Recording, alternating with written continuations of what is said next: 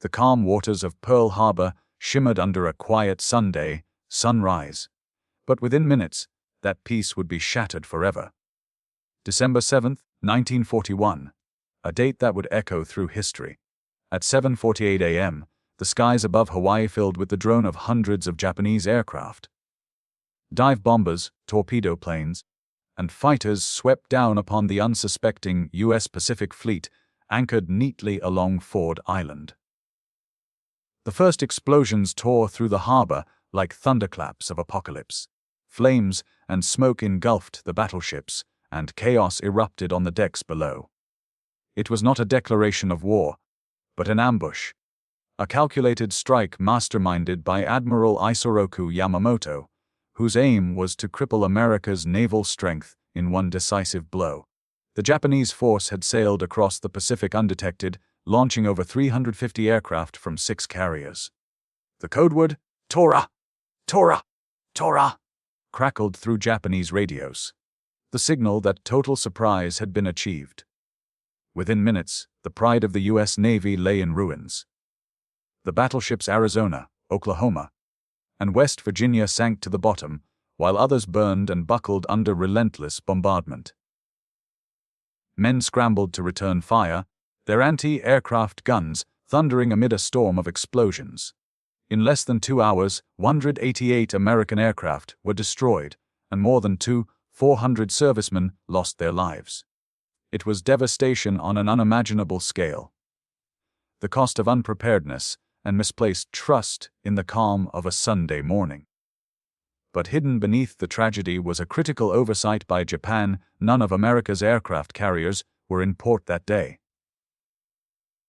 The Enterprise and Lexington were out at sea, spared from destruction, and they would soon become the backbone of America's counterattack. What Japan saw as a triumphant beginning was, in truth, the awakening of a sleeping giant. President Franklin D. Roosevelt addressed the nation the next day, his voice trembling with controlled fury. He called December 7th, date which will live in infamy. And with that, the United States entered World War II. The Pacific was now a theater of fire and vengeance, and the empire that had dared to strike first would soon learn the cost of awakening an industrial giant with the will to fight back. In the dark aftermath of Pearl Harbor, America burned with a need to strike back. The nation's pride had been wounded, its Pacific Fleet crippled, and its people united in anger. The Japanese Empire appeared unstoppable, spreading rapidly across Asia and the Pacific. But in the spring of 1942, a daring plan emerged, one that would carry the war directly to Japan's heart. It was risky, almost impossible, but it would send a message that America was far from defeated. The plan was conceived by Lieutenant Colonel James H. Doolittle, an audacious pilot known for his fearlessness. 16 B-25 Mitchell bombers, medium-sized aircraft never before launched from a carrier, were loaded aboard the USS Hornet. Their mission: to bomb Tokyo and other key cities of the Japanese homeland. It was an operation so secret, only a handful of people knew its true objective. The odds were staggering. The bombers would have to launch far earlier than planned, meaning they would not have enough fuel to return. The crews knew this and volunteered anyway. On April 18, 1942, the Hornet met its escort carrier, the Enterprise, deep in the Pacific. Before dawn, Japanese picket boats spotted the task force and radioed their position. Fearing the element of surprise was lost, Doolittle and Captain Mark Mitcher made the call to launch immediately. More than 600 miles from Japan. The ocean swelled, winds howled, but one by one, the bombers roared down the carrier's short deck and lifted into the gray sky. Hours later, the first American bombs fell on Tokyo. Explosions rippled across military targets and factories, catching the Japanese completely off guard. Civilians stared upward in disbelief. The unthinkable had happened. For the first time, the war had reached Japan's capital. The material damage was minimal, but the psychological impact was immense. The illusion of invincibility shattered. Most of the crews landed, or bailed out over China, some captured, a few executed, and others rescued by local villagers. Doolittle himself thought the raid a failure. Yet to the American people, it was a victory of spirit. The Doolittle Raid became a symbol of resilience and revenge. It showed the world that Japan was not beyond reach, and that the United States was ready to fight, no matter the cost. June 1942. Just 6 months after Pearl Harbor, the tide of war in the Pacific began to turn. The Japanese Navy, confident and emboldened by its string of victories, sought to deliver a final, crushing blow. Their target was a small, remote atoll in the middle of the Pacific, Midway. Admiral Isoroku Yamamoto's grand plan was to lure what remained of the U.S. fleet into a trap, destroy it, and secure Japan's dominance across the ocean. But this time, Japan's secret weapon, surprise, had already been taken from them. American codebreakers, working tirelessly in hidden rooms at Pearl Harbor, had cracked Japan's naval encryption system. They knew the attack was coming and where it would strike. Admiral Chester W. Nimitz, Commander-in-Chief of the U.S. Pacific Fleet, made a bold decision. Instead of reacting, the Americans would ambush the ambushers. 3 aircraft carriers, Enterprise Hornet, and the hastily repaired Yorktown, waited silently near Midway, poised for battle. At dawn on June 4th, Japanese bombers descended on the island, pounding its airfields and installations. It seemed like another swift Japanese victory. But as the enemy regrouped to reload and refuel their planes for a second wave, American squadrons took to the skies. First came the torpedo bombers, flying low and slow, suffering devastating losses. Nearly every plane was shot down, yet their sacrifice drew Japan's fighter cover away from the fleet, leaving the carriers exposed. Then came the dive bombers. High above the clouds, they spotted the Japanese formation. 4 carriers lined up in perfect range. In minutes, 3 of them, Akagi, Kaga, and Soryu, were engulfed in flames. Hours later, the 4th, Hiryu, was struck and sunk as well. Japan's elite pilots, its irreplaceable carriers, and its air superiority vanished beneath the waves. When the smoke cleared, the ocean that had once belonged to Japan now bore the wreckage of its pride. The Battle of Midway cost America 1 carrier, but it shattered Japan's offensive momentum forever.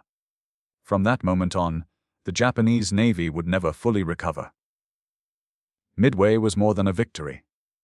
It was the turning point of the Pacific War, the moment the sleeping giant began to rise with unstoppable force. The jungles of Guadalcanal were thick, humid, and alive with the sounds of insects and war. It was August 1942, and for the first time since Pearl Harbor, American forces were taking the offensive. The objective was simple in theory, but deadly in execution. Seize the island of Guadalcanal in the Solomon Chain, where the Japanese were building an airfield that could threaten vital Allied supply routes. For the U.S. Marines landing on those black sand beaches, this was more than just a military operation. It was the first real test of America's will to push back. Before dawn, American ships unleashed a thunderous barrage on the coastline. Waves of Marines stormed ashore under the cover of smoke and chaos, expecting fierce resistance. But the beaches were eerily quiet. The Japanese had withdrawn into the dense jungle, choosing to fight from the shadows rather than the sand. Within a day, U.S. troops captured the unfinished airfield, renaming it Henderson Field, in honor of a fallen pilot from the Battle of Midway. What they didn't know was that the real battle, the one that would haunt them, was only beginning. The jungle swallowed men whole. Heat, disease, and exhaustion became as deadly as bullets. At night, the darkness echoed with Japanese war cries as enemy soldiers launched sudden, suicidal assaults.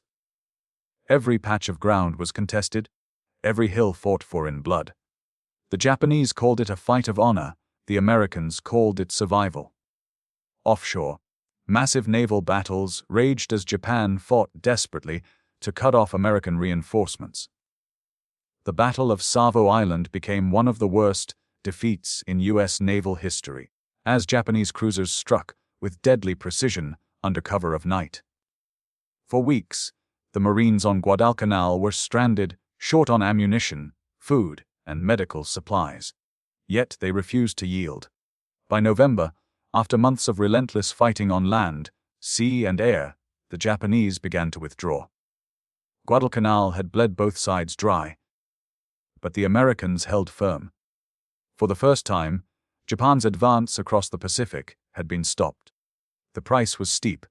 Nearly 7,000 Americans and twice as many Japanese dead.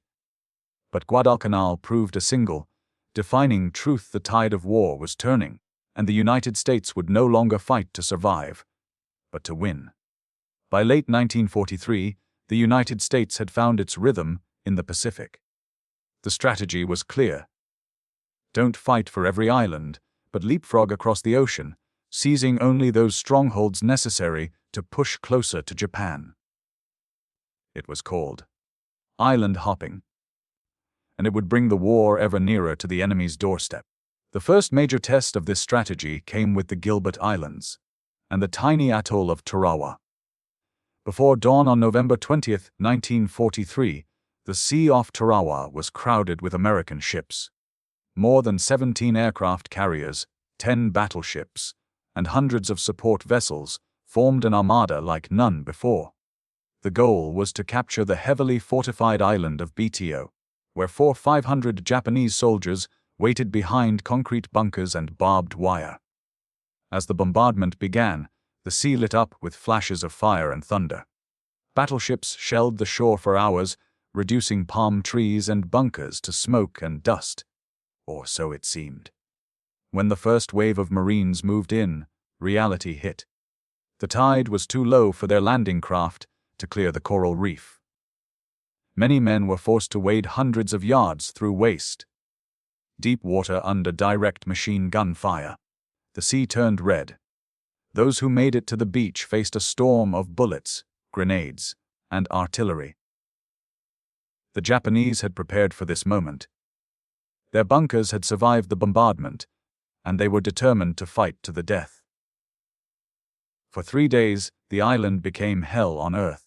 Every palm tree, every trench, every bunker was contested with grenades and flamethrowers.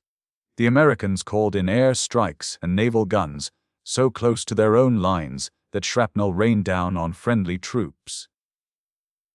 When the fighting finally ceased, the tiny island was a wasteland of scorched sand and broken bodies. Out of 500 Japanese defenders, only a handful surrendered. More than 1,000 Marines had also fallen. Tarawa shocked America. For the first time, the brutality of Pacific Island warfare was brought home through filmed footage. It was horrifying, but it steeled the nation's resolve. The island hopping would continue.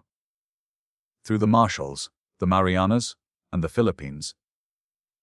Each step bringing the United States closer to Japan, and to the war's fiery conclusion. August 1945.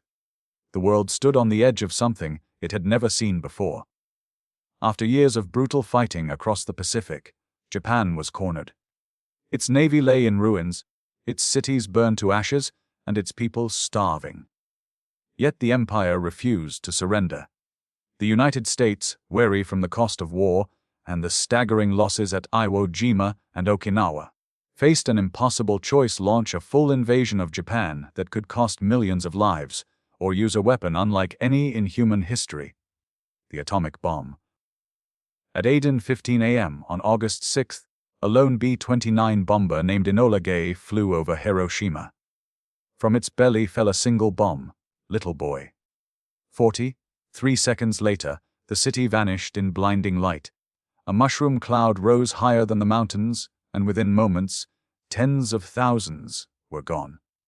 Those who survived were left in a nightmare of fire, radiation, and silence. Entire neighborhoods turned to shadows, burned into the ground. 3 days later, a second bomb, Fat Man, fell on Nagasaki. Again, a flash brighter than the sun. Again, a city reduced to rubble. The devastation was beyond comprehension. Over 100,000 lives were lost within days, and even more would die in the weeks that followed. Emperor Hirohito, faced with the annihilation of his nation, finally spoke words no Japanese ruler had ever uttered before: surrender. On September 2, 1945, aboard the USS Missouri in Tokyo Bay, the Japanese delegation signed the instrument of surrender. General Douglas MacArthur, standing tall before the ruins of war, declared, "Today the guns are silent." The Pacific War, a conflict that began with fire over Pearl Harbor, ended beneath a cloud of smoke over Hiroshima.